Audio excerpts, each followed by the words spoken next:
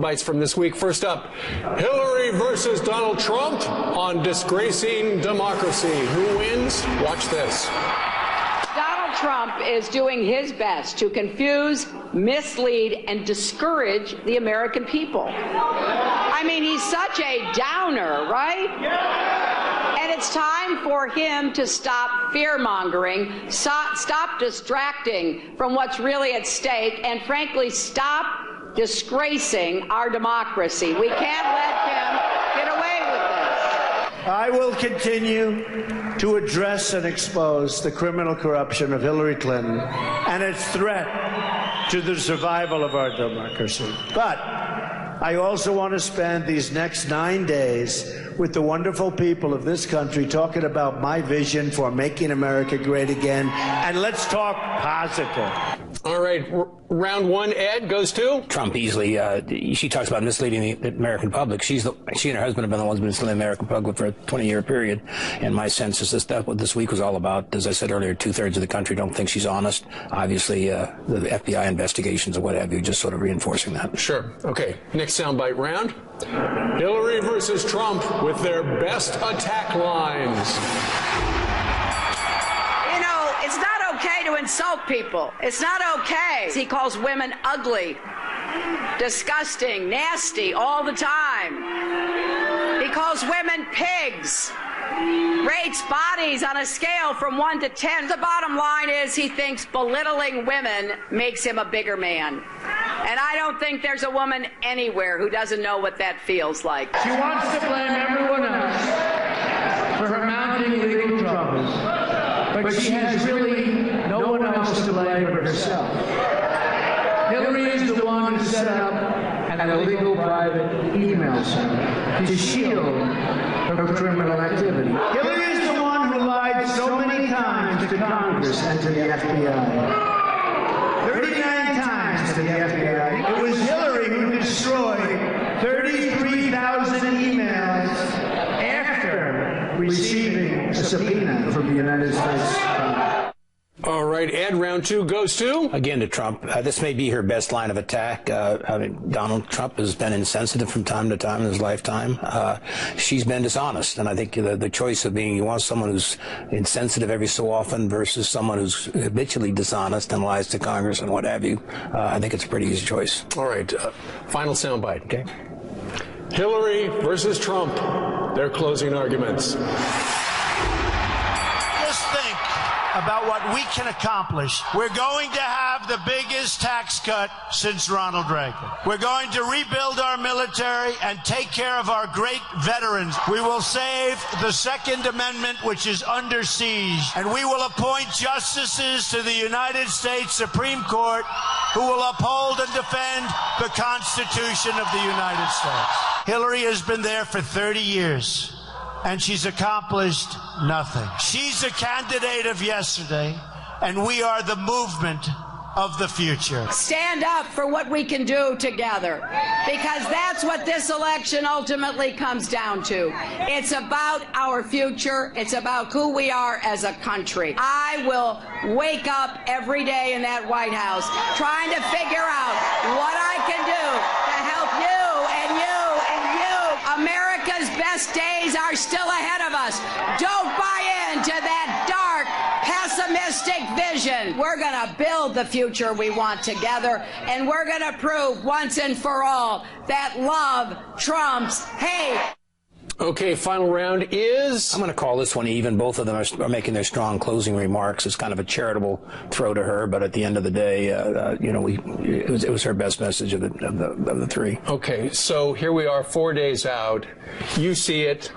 I see Trump edging this thing out. I think he's got the momentum. I think the argument when people walk in the voting booth, again, you want someone who's been insensitive, you want someone who's been a successful business person, someone who's a change agent, versus someone who basically has a long history of basically being dishonest. You've been doing this for a very long time. Is there a possibility there could be a landslide involved here? There's a momentum going towards him. I mean, I think she could squeak it out still, but I think the momentum is coming to him, and I think people are going to make up their minds this weekend, those who haven't already, and I think it could tip to him. It's very much much like Reagan in 1980. Reagan basically was very close going in and became, 10-point victory in a 44-state landslide. All right. Ed, it has been a pleasure. Thank you. My pleasure. I appreciate it very much. Thank you. You're in the ring. Thank you, sir. Thank you. Excellent analysis.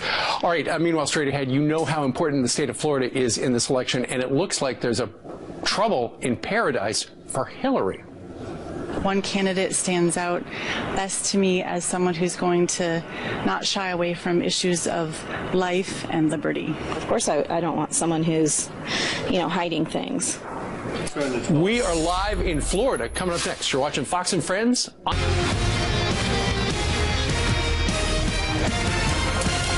4 days to the finale, and it's an all-out fight for Florida the last weekend before the election. The Sunshine State, as always, playing a pivotal role in picking the next president. Phil Keating is live in Miami with a look at the latest polls. Hey, Phil.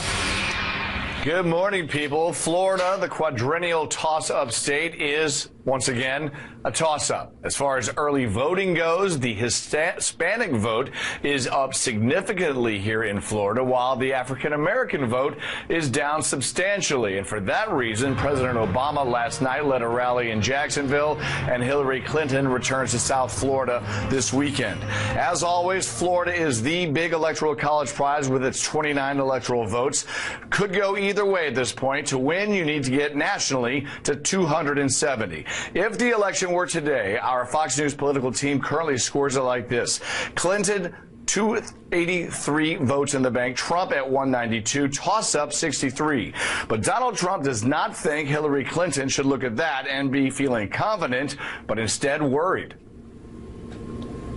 Just out a few minutes ago, the new Rasmussen poll has up 3 up right now. 3 up nationwide. We're leading in Florida. We're leading in Ohio. We're leading in Iowa. I think we're leading in North Carolina, which is big. Doing well in Pennsylvania right there. But we are leading all over. But at this very moment, not in Florida at least, the crown swing state is an absolute tie according to the Real Clear Politics political poll average. 46.1 to 46.1. Now, early voting here continues today, as well as Saturday and Sunday for most of the state. And so far, more than 40% of Florida's registered voters have already cast their ballot. That is more than 5 million people. Wow. Back to you in New York. All right, so that means the lines will be a little bit shorter. Thank you so much. Thanks for Perhaps. That's right, because the lines at the early voting places, there aren't that many in every county.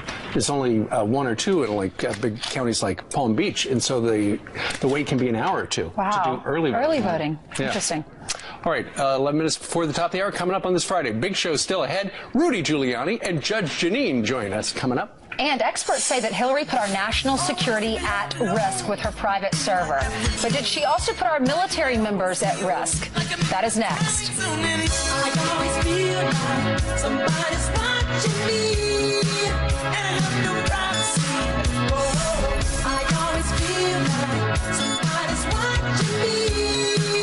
Stunning new details emerging from the investigation into Hillary Clinton's secret server. Now sources are telling Fox with 99% accuracy at least 5 foreign governments hacked into her emails, giving them access to U.S. secrets.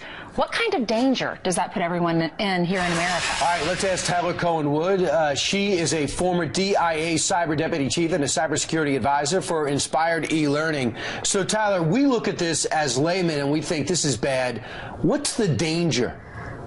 This is bad. This is really bad, because if there was top secret information that talked about capabilities or potentially even talked about people who were in a covered status, this could put those people and those capabilities in grave danger. But what's even worse is that there is the potential for our national security to be at huge risk, and the potential for another 9/11 style attack if the right threat actors got the right information. Now, so Tyler, this is a very terrible thing. Okay, so explain to the folks at home why they should care about this, because you have a lot of experience in this. Most people are just trying to put food on the table, going to work every day. They're not paying attention as much as we all are because we're immersed in this. So what's your message for the folks at home as they're going to the polls on Tuesday?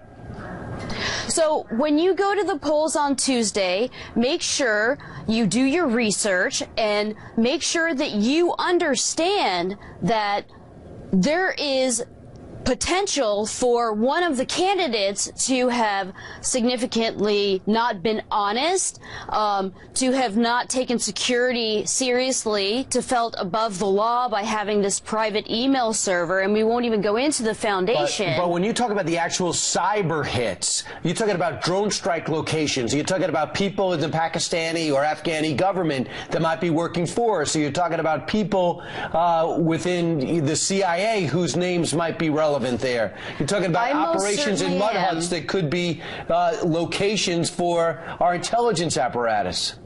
Absolutely.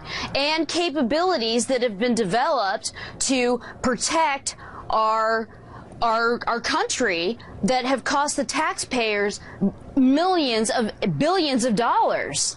Do you think operations have been halted because of information that was found on her server? I would not be surprised. And the biggest problem is, we know as of now, the word is there's at least 5 foreign threat actors that have infiltrated this system. We may not know. There could be significantly more, and when doing a forensic analysis, you may just not have the evidence, so you may not know exactly how many attacks there have been. And if you want to know what the emails are, we do know this, that the 650,000 on